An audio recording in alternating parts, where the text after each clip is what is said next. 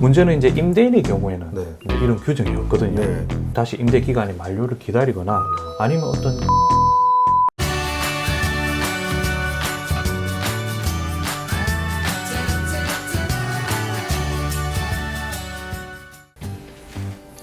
네, 안녕하세요. 법무법인 상지의 곽경도 변호사입니다. 안녕하세요, 문상윤 변호사입니다. 네, 오늘은 그 상가 임대차 계약, 영업을 목적으로 하는 상가 임대차 계약과 관련해서 주변 상권의 변화나 또는 이제 경제 상황의 변동에 따라서 임대인과 그리고 임차인들이 계약을 유지할 것이냐 또는 이제 종료할 것이냐를 결정을 하게 되는데, 뭐 예를 들어서 경제가 상당히 호황이다, 장사가 잘 된다라고 하면 임차인으로서는 계약을 유지하고 싶을 것이고요. 또는 경제 상황이 좋지 않다, 또는 장사가 잘 안 되는 경우에는 임차인은 더 빠르게 이제 이 상가 임대차 계약을 종료할 것을 원하는 경우가 있을 텐데, 이런 경우에는 이제 상가 임대차 계약이 이제 종료되는 원인과 방법이 있을 텐데, 문상윤 변호사님과 함께 오늘은 그 상가 임대차 계약의 종료되는 원인 그리고 방법에 대해 알아보고, 특히 이제 종료되는 경우에 있어서 원상회복의 문제가 발생할 수 있잖아요. 네, 그 원상회복에 대한 문제에 관해서도 알아보도록 하겠습니다. 문상윤 변호사님, 네. 뭐 어떤 일이든 시작과 끝이 중요하다 이런 말들을 많이 하고, 네네, 특히 법률적인 문제에 있어서는 시작도 중요하지만 끝맺음도 중요하겠죠. 네. 상가 임대차 계약은 이런 끝맺음에 있어서 어떤 경우에 종료가 되는지 좀 설명 부탁드립니다. 그러니까 이제 임대차 계약이 이제 종료가 되면은 임대인하고 임차인하고 그 임대차 관계가 이제 소멸되게 되잖아요. 이런 이제 종료된 원인이 이제 크게 이제 두 가지가 있거든요. 이제 임대차 계약 기간이 이제 만료가 되거나 혹은 이제 임대차 계약을 이제 해제하는 경우가 네. 이제 이렇게 이제 두 가지 경우가 있어요. 근데 임대차 이제 기간이 만료라는 것이 이제 흔히들 말하는 이제 계약 기간이 끝났다라고 이제 이렇게 얘기를 하잖아요, 그렇죠? 계약 당시에 임대인과 임차인이 이제 그 설정한 어떤 계약 기간이 이제 도래가 되면은 기간 만료로 종료되었다 이렇게 이제 보고요. 그리고 이제 그 임대차 계약의 해지라는 것이 임대인이나 혹은 임차인 사이 어떤 특별한 사정들이 발생할 수도 있잖아요. 네. 이제 계약 기간이라는 게 있으니까 그 중간에 이런 경우에 어떤 그 당사자 일방의 의사 표시로서 임대차를 강제적으로 이제 종료시키는 것을 네. 이제 해지한다라고 이렇게 말하고 있어요. 네, 그러면 상가 임대차 계약의 만료와 관련해서 일반적으로는 상가 임대차 계약의 경우에는 계약 기간을 보통 2년으로 네, 설정하지 네, 않습니까? 네. 그러면 계약 기간이 2년이 도과하게 되면 당연히 그럼 계약은 종료하게 되는 것인가요? 그게 이제 흔히 생각하는 이제 또 그 문제인데 네. 그냥 단순하게 2년 지나면 당연히 끝나는 거 아니냐 이렇게 이제 생각할 수도 있어요. 근데 네. 이제 상가 임대차 경우에는 조금 좀 내용이 다릅니다. 왜냐하면 이제 그 상가 임대차법에서 이제 규정을 하고 있거든요. 네. 만약에 임대인이 계약 만료 전 6개월에서 1개월 사이에 임차인한테 계약 갱신을 하지 않겠다라는 갱신 거절의 통지를 하거나 혹은 이제 계약 조건을 이제 변경하겠다라는 이런 통지를 이런 것들을 하지 않으면은 네. 이제 묵시적으로 이제 갱신이 된다고 네. 이제 보거든요. 그래서 이제 그 임대인의 경우에는 이제 건물 이용 계획에 따라서 뭐 계약 기간이 끝나면은 빨리 이제 그 임대차를 종료시키고 새로운 임차인을 준다든지 네.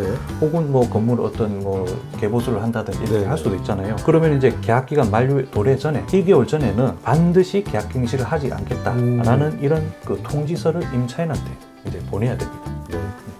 그러면 상가 임대차 계약에 있어서 임대인이 계약 기간 만료 6개월 전부터 1개월 전 사이에 임차인한테 계약 갱신을 하지 않겠다 또는 계약 조건을 변경하겠다라는 통지를 하지 않아서 네. 임대차 계약이 묵시적으로 갱신된 경우에 그 기간 내에 그런 임대차를 또 종료시킬 수 있는 그런 방법이 있을까요? 그 상가임대차 보호법에는 이제 묵시적 갱신이 되면 한 1년 네.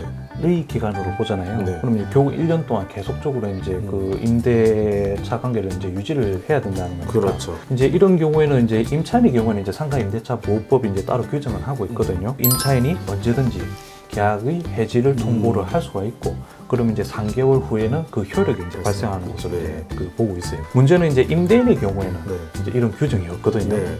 그래서 이제 결국에는 임대인 입장에서는 보면 다시 임대 기간의 만료를 기다리거나 아니면 어떤 그 임차인의 귀책 사유를 가지고 이제 계약을 해지할 수밖에 없어요. 그렇다면 지금 말씀해 주신 대로 임차인의 귀책 사유를 가지고 임대인이 계약 해지할 수 있다는 말씀해 주셨는데, 그 임대인의 입장에서 이런 상가 임대차 계약을 해지할 수 있는 사유는 어떤 것들이 있을까요?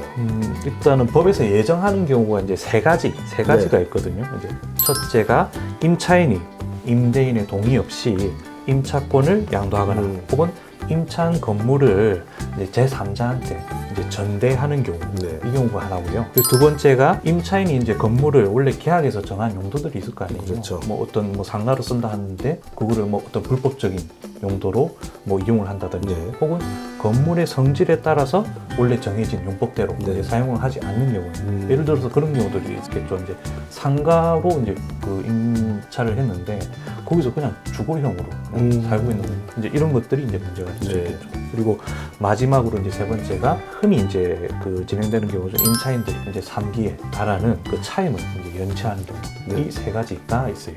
일단. 네. 변호사님 말씀해 주신 것처럼 일반적으로 임대인이 임대차 계약을 해지하는 경우가 차임 연체액이 이제 3기에 차임액에 달하는 경우라고 볼 수 있는데, 이 3기의 차임액에 달하는 경우라는 의미가 좀 애매모호한데 이 부분 좀 설명을 부탁드리겠습니다. 흔히 이제 그 3기의 차임액에 달하는 때라고 이제 이렇게 얘기를 하는 부분이, 네. 이제 차임이 3기 연속적으로 이제 그 연체가 네. 되어야지 계약을 해지할 수 있는 건가, 이렇게 오해할 수도 있거든요. 근데 그 이 3기에 달하는 때에 해당한다는 그 의미라는 것은 총 연체된 차임액의 합계가 이제 3기에 해당된다는 되는 거예요. 그러니까 예를 들어 가지고 1월부터 3월까지 석 달치의 이제 차임이 이제 연체될 필요까지는 없고, 예. 그냥 1월, 4월, 7월 이렇게 이제 띄엄띄엄 하더라도 이제 총 석 달치에 그 달하면은 그 임대차 계약을 해지할 수 있다, 그런 내용입니다. 네.